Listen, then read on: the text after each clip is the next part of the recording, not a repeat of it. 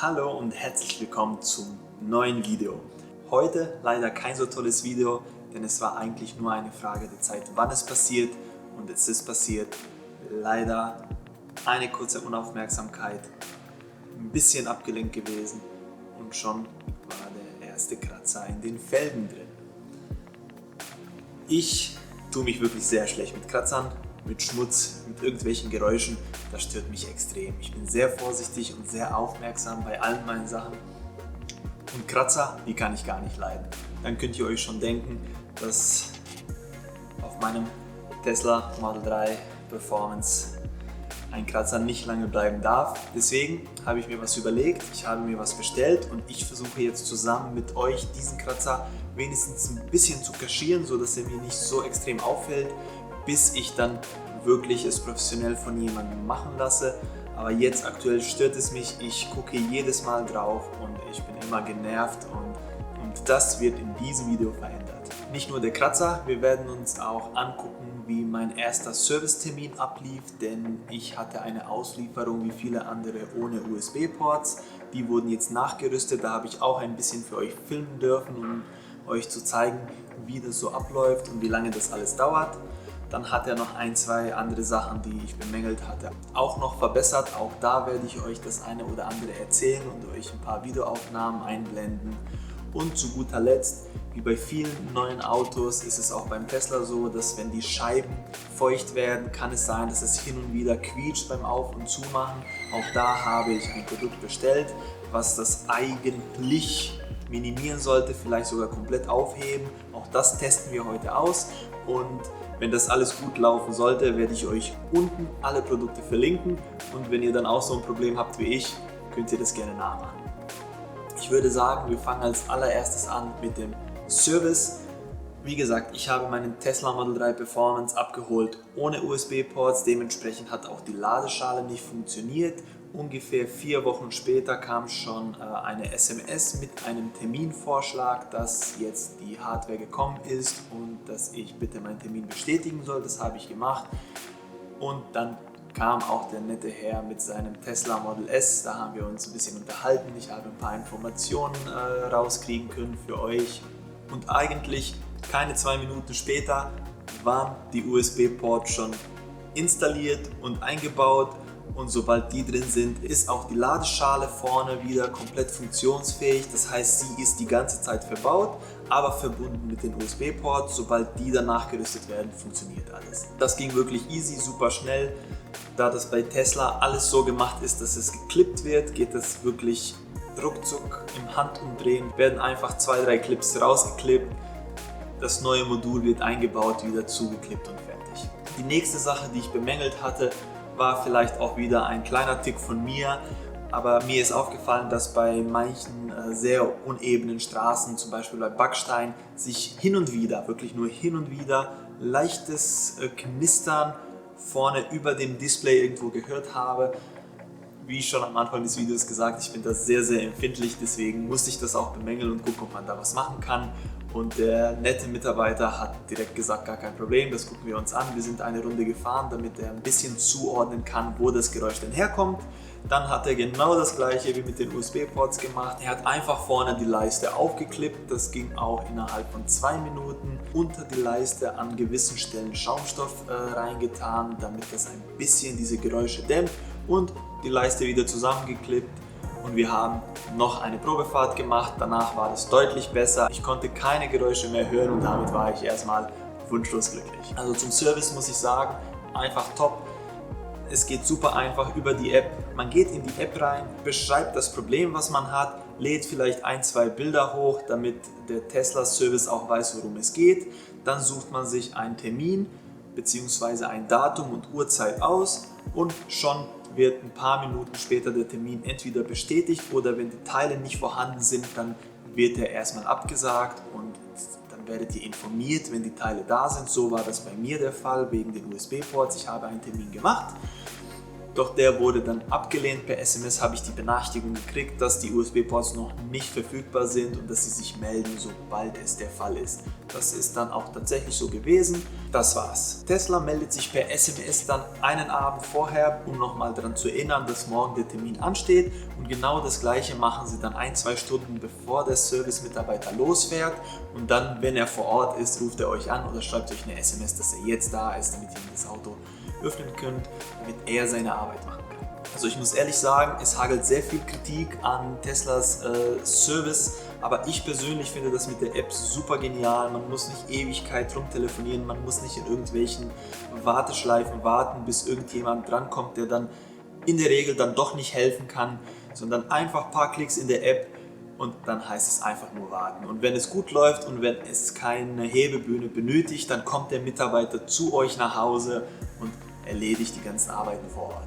Und jetzt möchte ich mich dem großen Problem widmen und das ist dem Kratzer auf der Felge. Ich habe mir dieses Produkt bei Amazon bestellt, das werde ich euch wie gesagt unten verlinken. Das ist ein matt schwarzer Stift. Laut Bewertung soll der ziemlich gut sein auf matt schwarzen Felgen, deswegen hoffe ich, dass das hier geht. Die sind hier nicht komplett matt schwarz, aber ich denke, das wird ausreichen. Deswegen, ich nehme euch jetzt mit und wir gucken mal, was wir aus der Felge machen können. Los geht's! So sieht jetzt der Kratzer aus. Absolut unschön. Ich bin wirklich sehr, sehr sauer auf mich selbst, dass ich einfach kurz auch unaufmerksam war, aber es passiert halt und es bringt jetzt nichts, sich da irgendwie ewig Vorwürfe zu machen, sondern wir müssen eine Lösung suchen und die Lösung habe ich genau in diesem Video. Am wichtigsten bei solchen Sachen ist es natürlich, den Bereich, den wir gleich mit dem Lackstift versorgen werden, gründlich zu reinigen. Falls euer Schaden länger her ist, dann müsst ihr definitiv gucken, ob es schon gerostet hat. Falls, dann müsst ihr es entrosten und erst dann reinigen. Und dann werde ich noch hier einmal ein Aftershave benutzen zum Entfetten. Noch besser wäre natürlich Benzin gewesen. Das hatte ich jetzt nicht, weil ich fahre ein Elektroauto.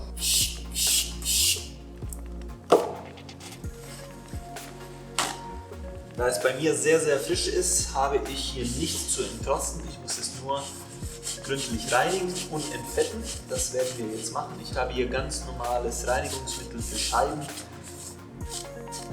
Das wird definitiv ausreichen. Und wie gesagt, falls ihr Benzin habt, nehmt lieber Benzin. Ich werde jetzt in dem Fall hier das Aftershave nehmen, um wirklich die letzten Reste an Fett von der Stelle zu kriegen, damit gleich der Lackstift auch wirklich hält und nicht nach ein paar Tagen oder Wochen dann abgeht. Und als letztes werden wir es noch einmal gründlich trocknen.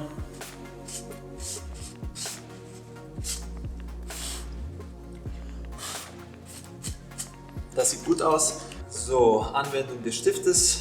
Einmal gründlich schütteln sollen wir den, das werden wir machen, den Lack prüfen und dann werden wir versuchen, vorsichtig Schritt für Schritt aufzutragen, in der Hoffnung, erstens, dass die Farbe einigermaßen stimmt und zweitens, dass wir es nicht komplett verkacken und es noch schlimmer aussieht als vorher. Aber ich glaube, schlimmer kann es nicht aussehen, weil das größte Problem ist, dass es eine matt schwarze Felge ist und Aluminium unten drunter ist Silber, fast weiß, fällt es einfach extrem auf. Ich glaube einfach nur, wenn wir gleich mit dem Stift drüber gehen, dann wird es deutlich besser aussehen. Also, schauen wir mal, was passiert. Ich werde auch wirklich nur minimal Farbe nehmen und erstmal zu schauen,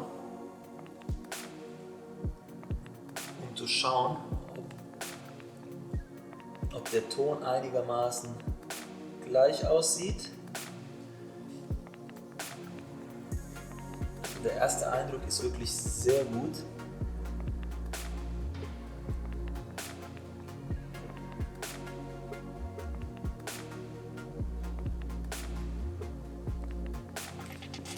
Okay, ich muss sagen, bis jetzt bin ich sehr zufrieden, wie das aussieht. Ich nehme auch immer ein ganz kleines bisschen auf den Stift.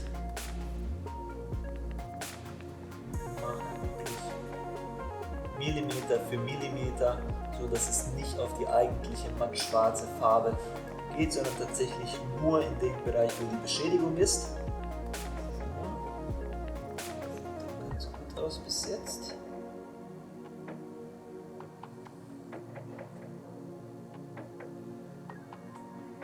Oder was meint ihr?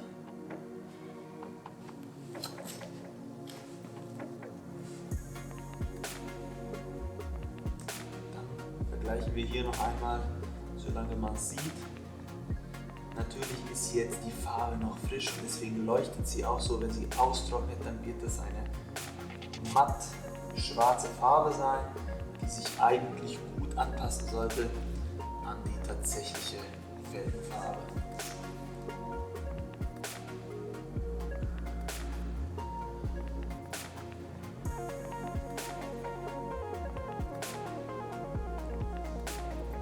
Ich finde, es sieht deutlich besser aus. Die Übergänge von dem originalen Matt zu dem hier, die sind natürlich noch sichtbar, weil ich da nicht komplett dran gegangen bin. Aber jetzt werde ich versuchen, das auch ein bisschen zu verblenden. Okay, das sieht doch schon mal ganz gut aus. Ich werde es für euch auch nochmal filmen. So, an 2 Stellen bin ich ein bisschen drüber gekommen. Da wo ich nicht wollte, und das werde ich jetzt vorsichtig wegwischen, solange es noch frisch ist, denn das geht noch. Wenn es trocken ist, dann wird es nicht mehr gehen, deswegen immer schön vorsichtig aufpassen, dass ihr wirklich auch die beschädigte Stelle erwischt, und falls ihr dann doch drüber kommt, direkt abwischen. Also ich finde, das kann sich sehen lassen, und wir gucken es uns nochmal an, wenn es trocken ist. Und in der Zwischenzeit kümmern wir uns um das quietschende Fenster. Und die letzte Sache sind die quietschenden Fenster. Das ist nicht Tesla-typisches Problem, das hatte ich schon in meinem BMW 3er. Genau das gleiche hatte ich auch in meinem Kia Sportage. Besonders bei neuen Fahrzeugen ist das Gummi noch sehr hart und verursacht dann diese komischen Geräusche, wenn es ein bisschen feucht wird. Mich persönlich nervt das, deswegen suche ich direkt nach Lösungen, wie ich das beheben kann, und die letzten Male hat es immer gut geklappt mit einer Gummipflege. Auch die habe ich mir besorgt. Das werde ich euch natürlich auch unten verlinken. Falls ihr das gleiche Problem habt, dann könnt ihr das wahrscheinlich mit diesem kleinen Produkt, was nicht die Welt kostet, ich glaube 5-6 Euro oder so, könnt ihr dieses Problem definitiv beheben. Bei Tesla muss ich sagen, ist dieses Gummi nochmal deutlich härter, als ich das von anderen Autos kenne. Es war in den eben genannten Autos sehr ähnlich, aber so hart habe ich das bis jetzt nicht erlebt. Deswegen kann ich mir auch gut vorstellen, dass das die Hauptursache ist, wieso das quietscht. Und die Gummipflege, die sorgt einfach dafür, dass dieses Gummi ein bisschen weicher wird, dass es ein bisschen zarter wird, und dann quietscht es auch nicht mehr. Deswegen auch hier erstmal das Gummi gründlich reinigen. Dann nehmen wir uns ein Tuch, tun da die Gummipflege drauf. Das ist so ein Gel, was dafür sorgt, dass diese PVC-Materialien ein bisschen weicher werden. Und genau das werden wir jetzt zusammen machen und schauen, ob das Gequietsche dann etwas besser geworden ist oder vielleicht sogar komplett weg ist. Wir nehmen am Anfang nicht zu viel von dem Produkt, ein kleines bisschen reicht. Wir wollen das erstmal vernünftig auf das komplette Gummi verteilen, und dann schauen wir, ob wir noch mehr brauchen, und dann werden wir das langsam in das Gummi reinarbeiten. Aber ich bin der Meinung, es ist weniger. Also es ist definitiv weniger geworden, es quietscht natürlich immer noch, weil, wie gesagt, das Gummi beim Tesla ist extrem hart. Ich werde das jetzt ein bisschen einwirken lassen. In der Zwischenzeit gehe ich auf die andere Seite und werde das Ganze noch einmal, vielleicht sogar zweimal wiederholen, es einwirken lassen, so dass das Gummi ein bisschen zarter, ein bisschen weicher wird, und dann wird das Gequietsche auch komplett weg sein.